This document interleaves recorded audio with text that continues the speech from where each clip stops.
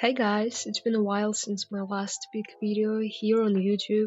And if you're new here, hi, I'm an artist who originally just wanted to make a simple game art portfolio. But then the project kind of grabbed me, and what started as a study project slowly turned into a full game with a story and mechanics and like way too much NPCs for one person. By the way, I still work my regular job, so all of this is being made at night, on weekends, and basically whenever I can breathe.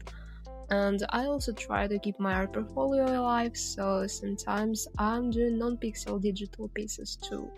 Before I go deeper into my thoughts about game dev, I wanted to talk a bit about my background just so you understand that literally anyone with any level of preparation can do this too. I came into game dev with zero technical education. I'm not a programmer, my degrees are in linguistics, business, and art, nothing close to computer science.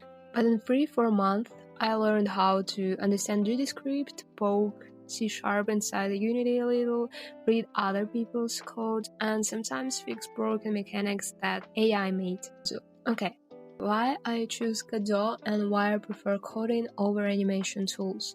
I ended up choosing Godot for this project because it's genuinely the best match for a first solo indie game, especially one built around 2D and storytelling, like mine. So here are my main reasons. JavaScript is extremely beginner-friendly.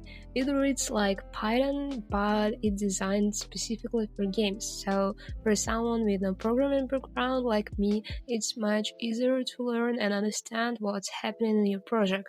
I consider it perfect for 2D. Pixel art looks clean, shaders behave predictably, lighting is simple, and nothing requires complicated workarounds. Also, I think that its built-in systems are simple but powerful. Signals, nodes, animation trees, collision layers, everything is logical. You don't spend hours struggling with the engine, you spend hours actually making the game. It is amazing for solo devs. Godot doesn't hide anything behind thousands of menus. One person can manage art, code, UI, scenes, and logic without needing a giant pipeline. And why do I prefer coding instead of doing everything with animations? Of course, animations are easier than code, for me specifically, but I choose it because coding gives me control and more logic. If I need a mechanic to react dynamically or behave in a specific way, I want to understand why it works, not drag keyframes around hoping the animation player won't explode. Code is logical, predictable, and fixable. Why I chose pixel art? So, regularly I do digital or traditional art, but for this game project I've chosen pixel art because it's fast. One character takes only like 20 minutes, a complex animation, maybe an hour, and for a first game, this is perfect. You can build things quickly, test systems, and immediately see results. That's why the whole project looks like it's growing so fast. Pixel art lets me move at a speed I'd never achieve with regular digital art. Yay, my favorite question, how an actual indie dev life looks like. First of all, if you want fast progress as a solo dev, the reality is simple but cruel. You work every day, but you still have to protect your mental health, of course. And the only way to survive that is to genuinely like what you're making. For example, in my case, I don't like the technical coding part. But the world building, the characters, the locations, I adore all of that.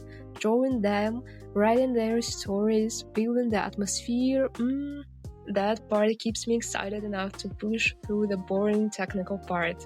And the most important part you should consider, I guess, especially for me, it was the most important, the crucial point of the project. There are a few things that literally made this possible. Remote work. Honestly, it saved my life. When I work offline, 9 hours a day plus commute, plus overwork after I came home, my day was dead. I had zero energy left for anything. Maybe it's just how my body works, maybe I'm not 18 anymore, but I physically couldn't create anything after coming home. Half-time job. Switching at some point of the project to part-time changed everything. It gave me space to work on my project, develop the game, and update my portfolio. And here is my opinion after that experience. You can only make something big and meaningful for you with real world building from scratch if you create time for it.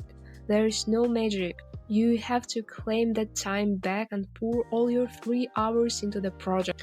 And not that important point, but just what keep me sane, daily walks. If I skip even one day, my productivity collapses, brain melts, and sometimes I try to do a bit of home Pilates. It also helps me reset the mind when I'm overloaded. So, where is the game right now? The game actually has 4 acts. It's a cozy quest adventure with a big focus on narrative, dialogue systems, characters, story, and atmosphere. And right now, acts from 1 to 3 are almost fully done technically, and Act 4 is fully written but not implemented yet. So yay! And one thing I'm especially proud of, the entire lore is already written. The story finally feels like a complete world. And right now I go through everything again and polish it, code, scenes, animations. What's next? Where the project is possibly growing. After finishing the main story structure, I realized the world still feels a bit compressed. There is so much lore I haven't shown yet, side characters, history, small details that make the story feel alive. So the next step is to expand the lore and make the world breathe more. After this game, I really wanted to try something big, maybe a non-pixel art, more cinematic project. But for that, I'll eventually need a budget or a big studio because doing everything big solo forever is not so realistic. And about engines, I'm not sure if I'll ever switch from Godot to Unity. Godot feels like home now, simple, predictable, lightweight. And of course, honest advices for anyone making their first game with no experience like me. My biggest lesson is stop trying to build perfect system from the start, you'll break them anyway. So build them wrong, then learn and then improve. That's literally the whole cycle of indie development. And please rest sometimes. I usually forget about that because of my toxic productivity. If you don't leave yourself even a bit of time to rest, everything collapses fast, especially when you work completely solo. You'll have days when progress feels amazing, and days when you're convinced everything you're doing is pointless. But that's normal. That's a part of the progress.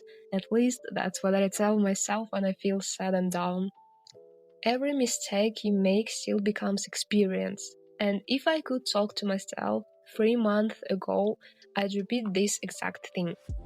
It doesn't have to be perfect, it just has to keep going. So for now, that's it, I guess. I'll try to make more videos like that. Of course, if you like this one, thank you very much for watching me talking about my experience. And please share your projects in the comments. I genuinely love seeing what other people are making, and I try to follow every little dev project I see in my comments. So please do share it. Let's be together in that. Oh wow, you're still here. Since you're one of the brave souls who stayed till the end, here's your bonus content. So what's the hardest mechanic I made? It was the spider. He has 2 moods, loyal companion and a chaotic unknown entity.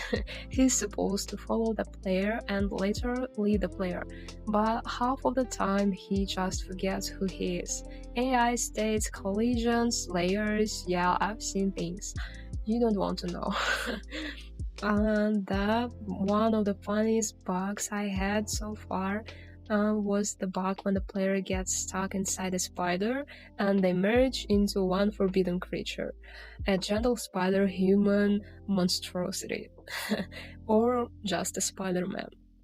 Tiny legs, horrible vibes, absolutely going into the final video, no regrets.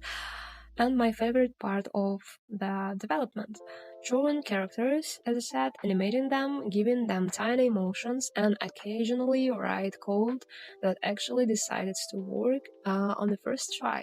Those moments feel like hitting a rare drop in a RPG, instant dopamine, and pure motivation.